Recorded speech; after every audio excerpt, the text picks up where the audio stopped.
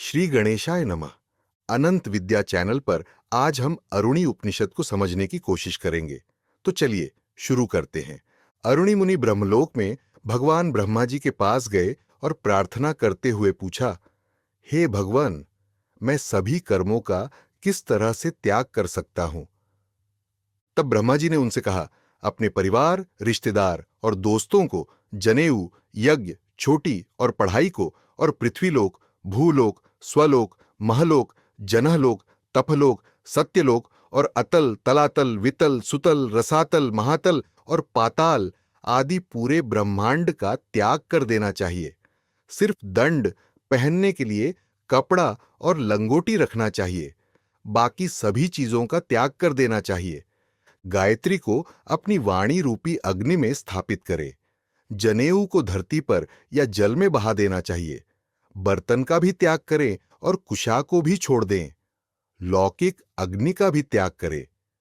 इसके आगे ब्रह्मा जी ने अरुणि मुनि से कहा कि वह मंत्रहीन के जैसे आचरण करे, स्वर्ग जैसे ऊंचे लोकों में जाने की इच्छा भी न करे, औषधि की तरह भोजन ग्रहण करे और दिन में 3 बार प्रार्थना और स्नान करे।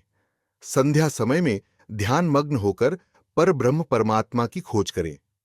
सभी वेदों में आरण्यकों का अध्ययन करें और उन पर विचार करें। उपनिषदों का बार बार अध्ययन करें और उन पर मनन करें। निश्चित ही ब्रह्म का ज्ञान देने वाला सूत्र ब्रह्मसूत्र मैं स्वयं ही हूं, यह समझकर जनेऊ का भी त्याग कर दे। ऐसा जानने वाला ज्ञानी 3 बार यह कहे, मया संन्यस्तम, अर्थात मैंने सन्यास ले लिया, मैंने सब कुछ त्याग दिया।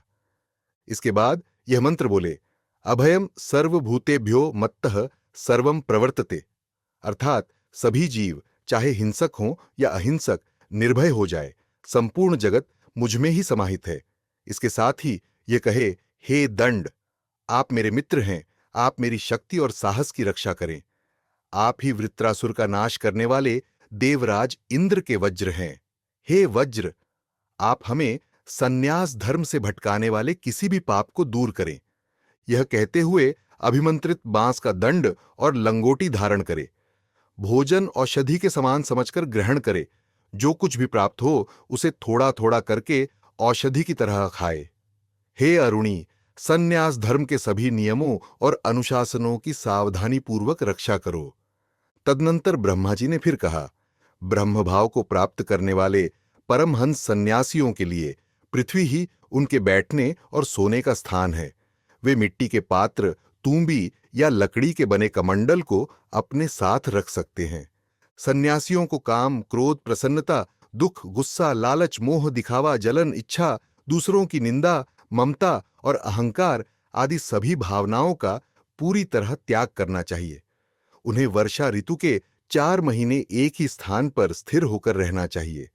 बाकी 8 महीने अकेले यात्रा करनी चाहिए या कम से कम 2 महीने तक किसी एक स्थान पर रह सकते हैं। सन्यास धर्म को अपनाने वाले को अपने हाथों को ही पात्र बना लेना चाहिए या अपने पेट को ही पात्र मानते हुए भिक्षा के लिए गांव में प्रवेश करना चाहिए। वह ओम ही ओम ही ओम ही इस मंत्र का उच्चारण करते हुए भिक्षा के लिए जाए। जो परमात्मा आकाश में सूर्यमंडल की तरह प्रकाशमान है और अपनी चेतना के तेज से सभी ओर व्याप्त है, उन भगवान विष्णु के परम धाम का दर्शन विद्वान और उपासक सदा करते हैं।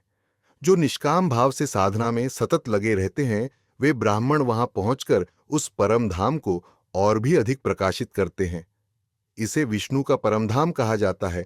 यही मोक्ष प्राप्ति का अनुशासन है, यह वेद का अनुशासन है, यही यह उपनिषद है।